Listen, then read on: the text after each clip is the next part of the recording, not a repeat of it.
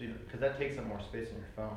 Right, but when I do it on video, I can download it on a YouTube channel, and then there's a function on the YouTube channel that dictates. And it's not perfect. It'll give you a ton of text and you have to go through it, because sometimes it doesn't do it perfectly. But it's way better than having to listen and type. Yeah. That's horrible. Okay, great. So let's get in closer to potential. we're doing an academic research project looking for common denominators in productive and unproductive opposing viewpoint political conversations. By interviewing people who have engaged in them, we will use the insights we find to see if we can find any themes within our participants reporting experiences and insights. We're recording this conversation so I can call exact words, make sure we don't misquote anything, and also I'll let you know you don't have to answer any question you don't want, and this interview can end at any time. Also, your identity will be confidential. And if this sounds good, then I will just ask you to sign this when we are done. That's for the IRB. Good. The IRB. Yeah, the IRB is the Academy of, I don't know, whatever educational academy oversees research studies has to approve all this stuff, so we send this up. So, yeah, one thing I learned in doing this program is these research studies, they're pretty sophisticated in what they allow and what they don't allow, and privacy and all that kind of stuff. So, this is an easy one, but like if you interview children, or if you're doing studies revolving like human subjects, it gets pretty funky. But anyways. Okay. So what is the relationship between you and the person with whom you've recently engaged with in an opposing political viewpoint conversation? And it's Specifically towards the one. towards the NFL, but then it can expand out. Yeah, my parents. Okay. Both, my mother and my father. Both your mom and your dad? Okay. So obviously you've known each other your whole life. How often do you dive into political talk with them? Well, Is it heated or is it?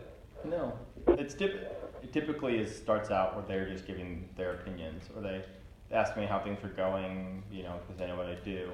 And so working in Washington, and so they ask me how my week was, something like that, and then they'll just be like, yeah, well, I saw on the news, and it's typically Fox News, where they have heard or saw something that they didn't like, and so they go into a tirade on something, and most of the time they're pretty respectful about it, depending on the issue. One recently, the most recent, because this is on March 1st of 2018, so it was about 2 weeks ago on Valentine's Day when the shooting happened in Parkland, Florida, and so that was probably the most recent one where we disagreed on an issue that it came up. But funny enough, that my mom last night, literally, she was talking about a basketball game at Virginia Tech versus Duke, where the Virginia Tech coach stopped play or in the middle of the game, grabs the mic, which is not normal for a coach to grab a mic, and he yelled at his own student section for using profanity and curse words and stuff like that. She said that I really like this coach. He makes his players stand for the national anthem, and whether they like it or not, they put their hand on their hearts, and they don't have to sing along, but they have to stand there, And so it came up. I didn't engage with her on this at this particular time. We've engaged on that issue in the past. I think I found more common ground with them on the gun issue than I did on the national anthem one. Do you find that you all usually disagree on most things, or do you find yourselves more aligned than not aligned? It's hard to say, because the subset of issues that we're talking about are probably the most controversial issues. So we're not talking about what flavor of ice cream is your favorite. You know what I mean? We're talking about issues that are pretty heated and controversial. I would say on those issues we probably disagree more than not. But it doesn't mean we don't have commonalities. I think it's generational. I do. I was going to say that. Generational and geographical. My parents were born and raised in southeast Missouri. My mom farthest away she went, I believe, was Southern Illinois, which is is very similar to Southeast Missouri culturally and everything, belief-wise. They're all Cardinals fans, you know. I mean, they all share. I mean, they're not homogenous, but they share a similar belief. But I do think some of it's generational, because when I talk to my brothers about these same issues, they're more aligned with where I am, and they're 6 and 8 years younger than I am, but they're more aligned on issues than me and my parents are. They don't engage with my parents as much as I do because it's what I do for my line of work. But I know from conversations with them they're more aligned with me. Okay. So the power dynamic within the relationship of being parents and child or son. Sure. Would you refer to it as an egalitarian relationship where there's a power structure or dynamic at play, or is it the kind of relationship where, some parents and son or daughter, it's very structured, Mm. and then some it's more of a friendship, more of a relationship. How would you couch that? Well, I'm not in high school anymore, so we've really evolved. I mean, from that power struggle that was in high school to now is very much, we're adults. Like, Yeah. my relationship with them is going to be different than like my brothers who are still in college because they're relying some elements of financial, and so like my relationship with them has evolved to the point where we're just adults having conversations Right. about these things. So we're not screaming at each other. Might get a little intense at times, but like we're never at a place where it's disrespectful. I think frankly because they are my parents and we went through that kind of stuff. This relationship now is pretty healthy. I mean, doesn't mean I'm going to engage with them on every opinion that they have, but we don't really use leverage on each other. You know what I mean? We take the time just to discuss these issues, and sometimes it's more of them just venting their concerns and just engaging with them. But often I'll engage because I'm like, I find picking your battles. Sometimes it's important, in my opinion, to be like, hold on, I think that's out of line with what the left is making the argument on. But I definitely will. I'll definitely empathize with them because their worldview should not be ignored either. And I think that's part of the problem we have in our dialogue and conversations. I mean, from knowing me that I'm not completely monotone and without inflection, and I get worked up with these things, but I feel like it's always at the end of the day, like, we're respectful about it. The example I use is my father has 3 other siblings. So out of the 4, 2 of them, the 2 men, are conservative Republicans, and the 2 women are more liberal Democrats. The way they engage on it is slightly different than the way I engage with my parents on these issues.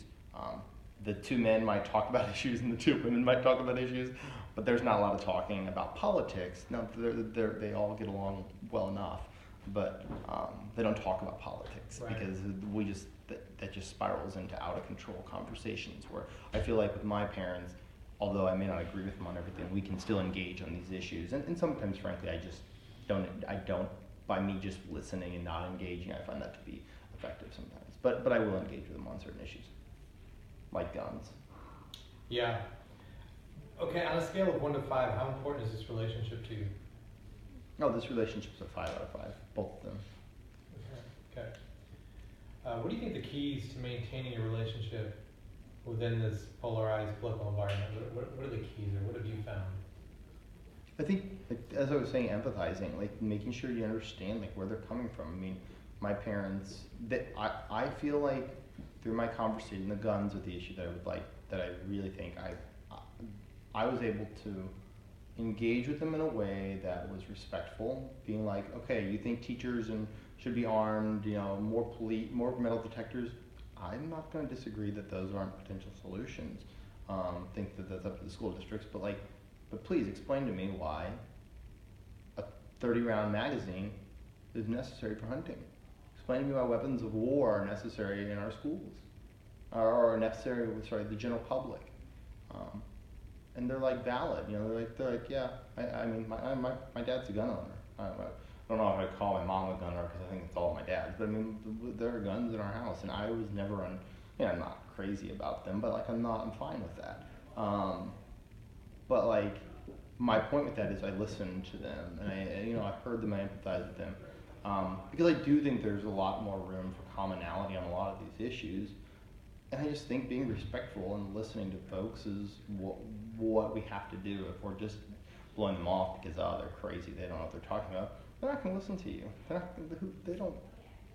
not going to engage with you on these issues, and I think that's why the relationships with my dad and his siblings, like they're talking over each other. You know, everyone's trying to get their opinions in, and I think if you, I mean, the old adage, and it's so cliche, but like you have two ears and one mouth, and I do think that you've got to listen in these environments, because it is so polarized, and I do think it's important to check the left, it's not left and right, but to check people on the other sides of these issues too, and be like, oh, we need to ban every guns except for maybe a pistol, and like it'd be like, hey, like, can you understand like why that may not be reasonable as well? I find myself standing up for rural Missouri all the time with people here in DC, while also like, I definitely will stand up for them, but then while also challenging my parents who are back in rural Missouri. I'm like, hey, can you look at it from this perspective? I just think that, but empathizing, I think, and listening is the most important. Okay. Do you believe all opinions have merit, and that there is value in expressing and hearing from a variety of perspectives, which you kind of went into?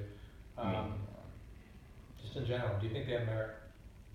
That's difficult because we've seen in this environment that we've seen real extreme views out there, like ultra extreme. I think my parents are still on the normal quote normal spectrum. I don't know that we can say that opinions of white supremacy and some of these radicalized right and left groups where they think violence is an option. Do we need to understand like that those views exist? Yes, we cannot ignore them, because if we ignore them, then they will in ways penetrate into society.